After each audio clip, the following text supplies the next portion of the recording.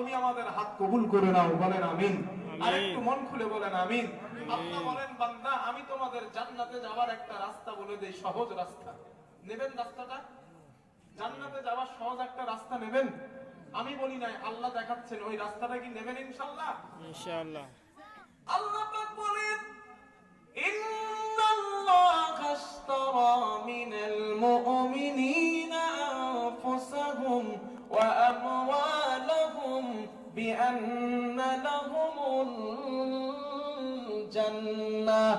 আল্লাহ তাআলা বলেন, গোলাম, ও ইমানদার বান্দারা, আমি তোমাদের আল্লাহ তোমাদের জান এবং তোমাদের মাল আমি ক্রয় করে নিয়েছি।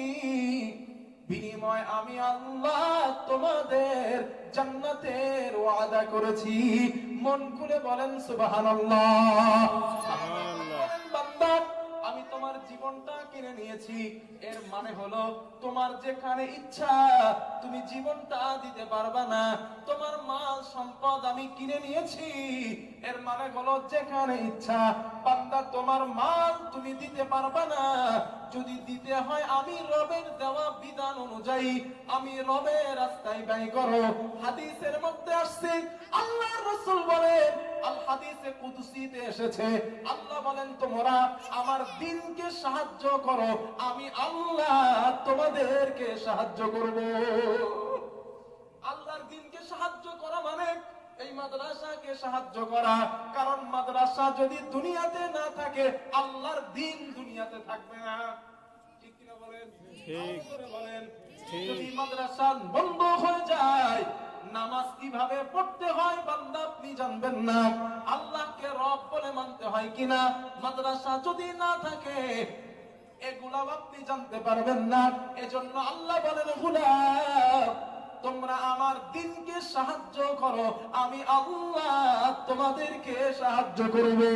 আল্লাহর দ্বীন তথা মাদ্রাসাকে যদি সাহায্য করেন, এটাকে যদি বাঁচায় রাখেন, এটাকে যদি ডেভেলপ করে নেন, আল্লাহ তাআলা বলেন আমি রব তোমাদেরকে নাজাতের ব্যবস্থা করে দিব।